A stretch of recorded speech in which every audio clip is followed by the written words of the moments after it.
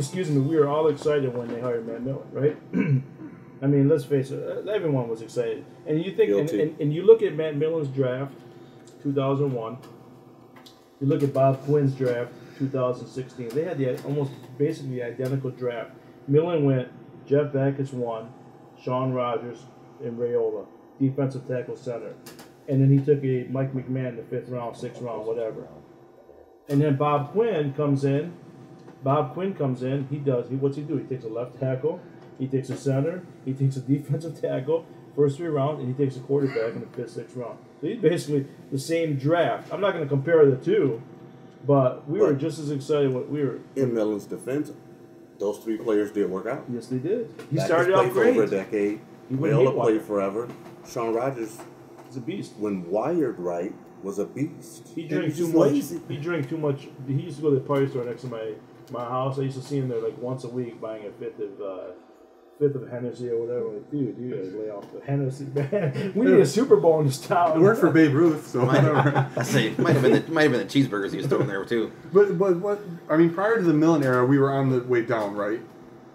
And I think now for better or for worse, for delusional Lions fan that we are, we feel like we're on the way up. I mean, are we on an upwards trajectory right now? So like picks make sense based on need and surroundings and what's going on, right? So like to equate that draft to this draft, the environment is a little bit different. Definitely.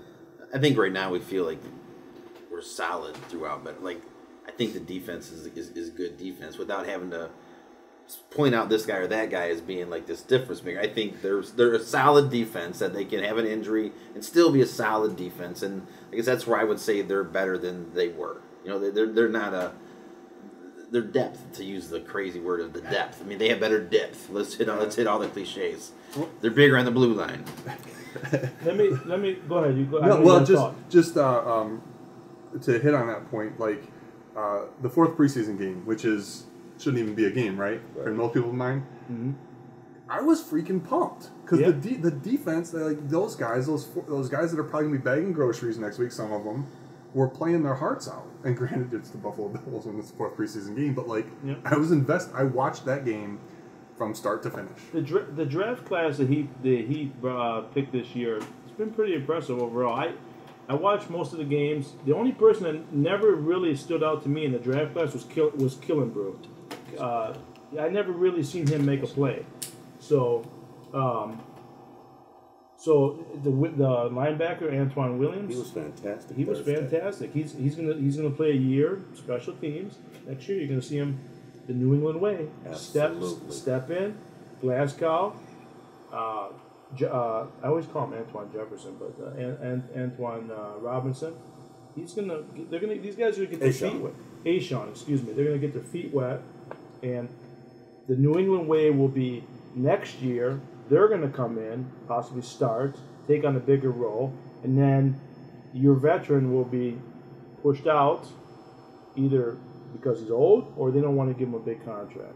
So, but I want to go back to Matt Millen real quick. Now, I don't know why I want to go back to Matt Millen. Seriously, dude, he's a masochist. But the comparison of Matt Millen and Bob Quinn we were talking about. Another thing Matt Millen did, and you said it, his draft was really good, first one. I mean, he hit it. Then he went haywire. But one thing he did wrong was he fired Gary Moeller. Yes. He kind of cleaned house, and he fired Gary Moeller. What did Bob Quinn do when he came in? He didn't really clean house on the football team, and he left the coach. He cleaned house with the scouts and everything like that. I think that was another mistake by Millen. I know it was a mistake by Millen, letting Gary Moeller go, because who knows if Gary Moeller would have stayed another year. You remember they tried getting Barry Sanders back. Mm-hmm. You remember that? They tried getting him back. And anyways. He's coming back next year, I heard. I read it online. He's coming back. Him and Calvin, if we make it to the playoffs this year. They're going to actually come back just for that first playoff game, I heard. Yeah. Flip the coin. Did you see Calvin, the picture of the dance with his finger? Yes. I mean, no wonder that dude retired. I mean, we all think, whatever, gave up on the lines. You can't catch a ball with a hand that looks like that. Yeah, I mean, and I think I heard it the other day, Bob Wojnarowski on the pregame show, they looked at each other, and it was Dan Miller, and they're like, man, do we really know who Calvin Johnson was? Because no one predicted he would do Dancing with the Stars. I mean, do you ever think he would do Dancing with the Stars? He never even talked here. Jerry Rice did it, right? I think was Galloway on it too. I mean, there's been some Emmett Smith. But Emmett Smith was flashy. You know, Yeah. Emmett Smith was all the bling, but like, yeah, you think of Jerry Rice, and the thought of him is that he was a reserved guy, just like Calvin Johnson. You think of him as quiet. Well, it doesn't. Maybe he was just private, and he just decided he's not going to be as private anymore. He's he wants something to do. Like it's an athletic way to be competitive, right? Well, right. Without having to. And it's also the spotlight. Those guys flat miss it when it's gone. Right. There's be a big lights on him. He's going to have to. He can beat somebody. Yeah, I mean, it might be a 4'9" tall girl, but he can kick their butt. That's why he's my goal. I like it. We love I like it. That's why he's got a fake Jim Price. He's the king. Get the fake Jim Price there. Give him a follow on Twitter. All right. Well, I have a question. Why? Because it's interesting because, we're talking about, like, documenting history of Lions fans, but we're already wrapped up in, like, the moment in this season, right? So, why in the world are you guys Lions fans? Where did it start, and why do you continue to this day? Well, for me, I guess my step grandpa. I think he watched. That's why I watched sports with my kid. That's why I like the Atlanta Braves for the TBS. But he liked the Lions. Watched the Lions when I was a kid, and then I remember going to the games and sitting up in the Silverdome, like in the end zone, and then 80,000. yeah, and watching the hole open up, knowing Barry Sanders is getting through it. Like that's the coolest perspective to watch a game, like upper deck in the end zone, because you see the holes, you see the guy open before the ball's thrown, and just you're the local team. I mean, everyone raked a pile of leaves when they were little and did a Billy Sims dive. You know what I mean? Like that's what we did when we were a kid. I mean, I'm 41, so pile of leaves in the fall. And it was jump over something, you were Billy Sims and laying in the leaf pile. That's being a little kid. And then getting a little older, then I mean like the Mike Utley play. I was there for Mike. I was in that corner. I think we scored a touchdown in that play. So I mean, that's a big line memory for me. Billy Sims as a kid, obviously Barry. And then I was kind of saying earlier is part of being a Lions fan is you have another team so that you don't always cry on Sundays. And I love John Elway. Love the Broncos. My dad took me. They came, I believe it was Thanksgiving. They comes to play. And what do the Lions do? In perfect Lions way of doing things, they pummel my Broncos in front of my face. I'm going to get to leave the Silverdome happy today. Didn't happen. I mean, that's a Lions fan right there. That's my story. I want Kevin to answer that as well, but we are talking Lions history. So here's a play in Lions history. I think it was Thanksgiving. I was at the game. I used to go to my dad used to take us to the Thanksgiving games.